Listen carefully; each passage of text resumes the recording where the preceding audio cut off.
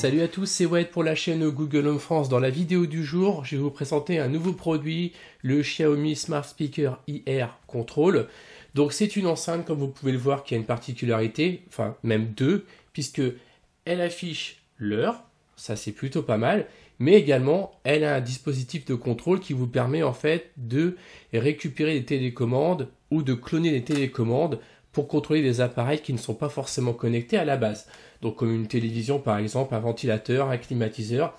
Tout ça va être normalement compatible avec Google. Je dis bien normalement, puisque pour rien vous cacher, ça fait un mois que j'ai l'enceinte avec moi. Je l'ai testé en long, en large et en travers. Il y a des choses qui coincent, il y a des choses qui ont évolué depuis un mois, mais il y a encore des trucs qui ne vont pas, et je trouve ça d'ailleurs étonnant que Xiaomi lance la commercialisation de ce produit aujourd'hui, puisqu'il n'est pas tout à fait finalisé au niveau de l'assistant Google. Donc sans plus attendre dans la vidéo, je vais vous montrer en fait ce qu'elle peut faire. Donc il y aura une particularité puisqu'il va falloir associer cette enceinte non seulement à Google Home, mais également à Xiaomi pour pouvoir bénéficier de la fonctionnalité IR. Donc pour l'enceinte, brièvement, je vais vous montrer un peu comment elle se constitue.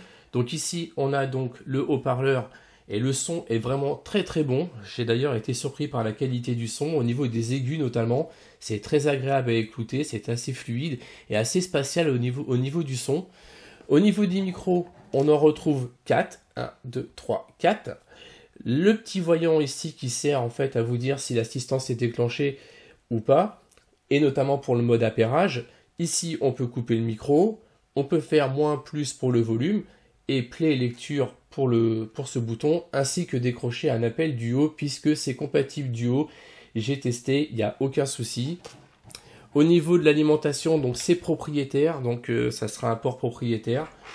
Pas besoin, on ne pourra pas l'alimenter en USB, si c'était votre question.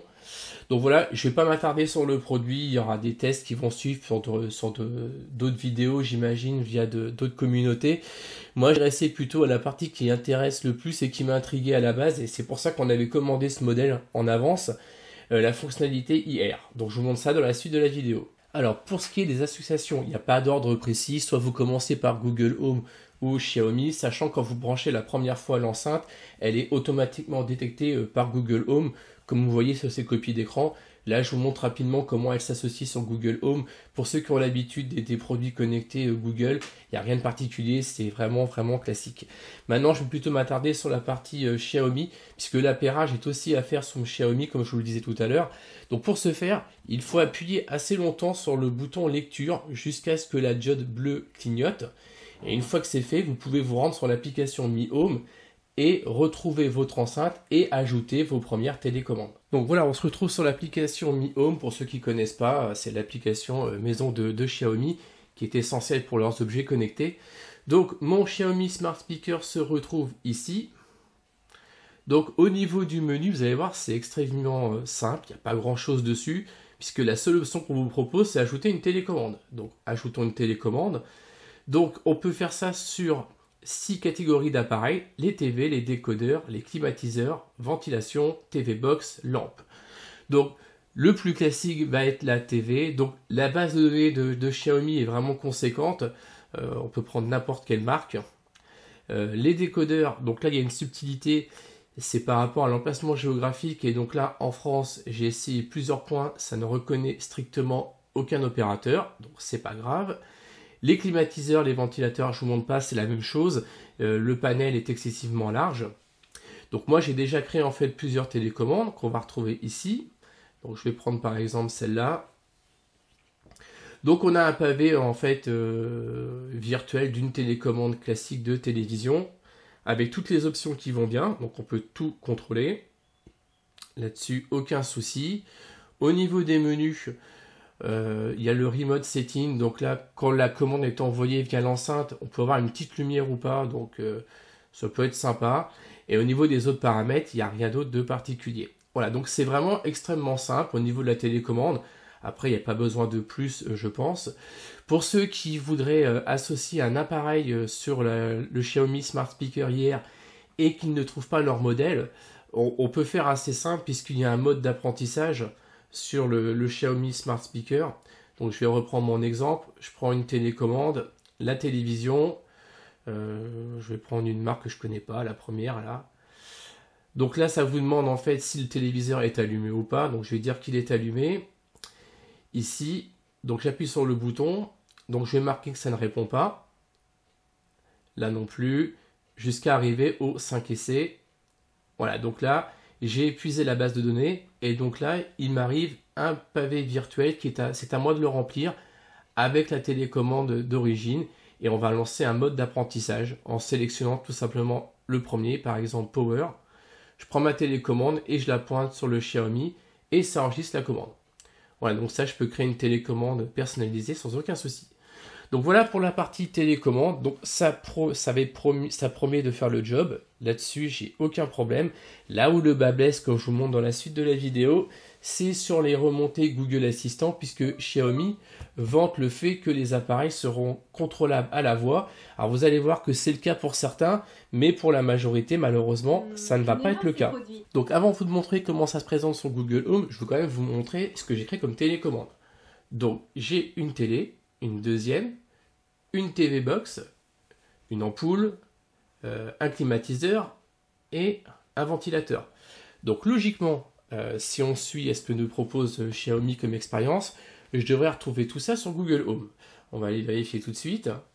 Donc j'ai créé une pièce spéciale pour m'y retrouver, puisque ça commence à être compliqué chez moi au niveau des appareils. Je commence à avoir un sacré paquet. Voilà, je l'ai appelé Labo. Alors, j'ai mon Smart Speaker hier, donc qui remonte bien sur Google Assistant, qui est compatible là-dessus, pas de souci. Ça c'est bon. Maintenant, au niveau des télécommandes, comme vous pouvez le voir, j'en ai que 3. Donc, j'ai la lumière, j'ai le ventilateur et j'ai le climatiseur. Donc, tout ce qui est TV, vidéo, ne remonte pas sur Google Home. Et là, c'est vraiment la grosse déception pour moi. Comme je vous disais, j'ai l'enceinte depuis un mois et ça évolue au fur et à mesure des semaines. Et j'attendais à ce que ça apparaisse finalement sur Google Home avant la commercialisation, et c'est pas le cas. C'est vendu depuis hier, il semblerait, et c'est toujours pas compatible Google Assistant, sachant que pour un contrôleur hier, généralement le premier truc qu'on va essayer d'associer, ça va être une télévision, et elle ne va pas remonter sur Google Home.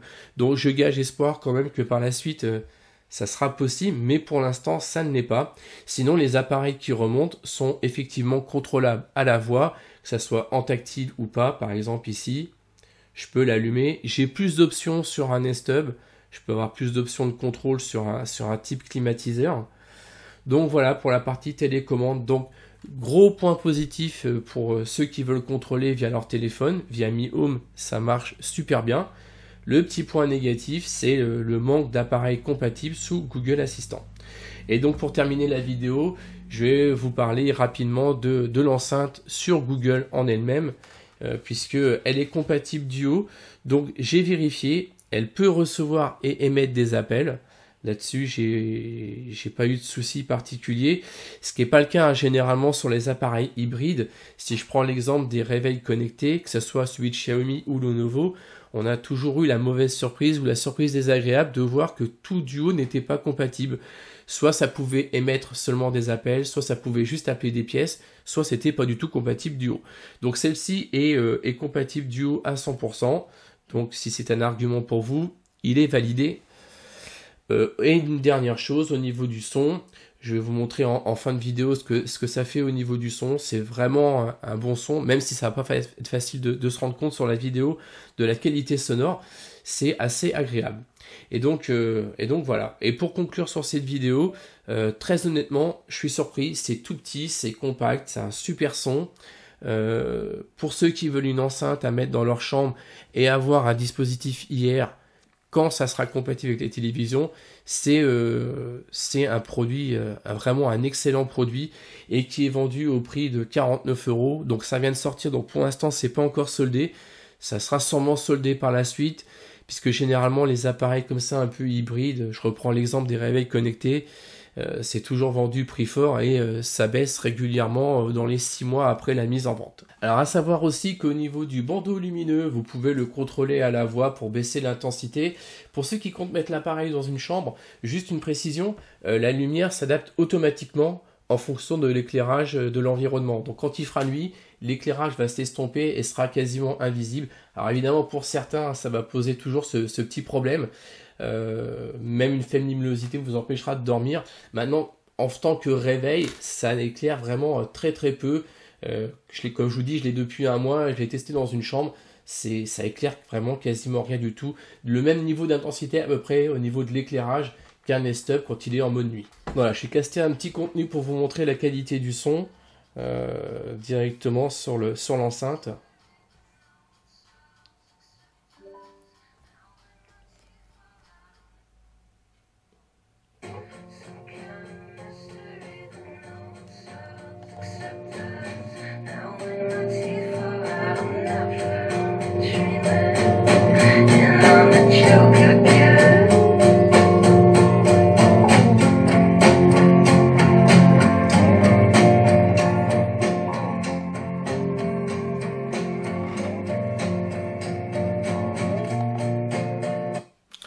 Donc voilà, au niveau du son, je ne sais pas comment ça va rendre dans la vidéo, mais en live à écouter comme ça, c'est vraiment super agréable.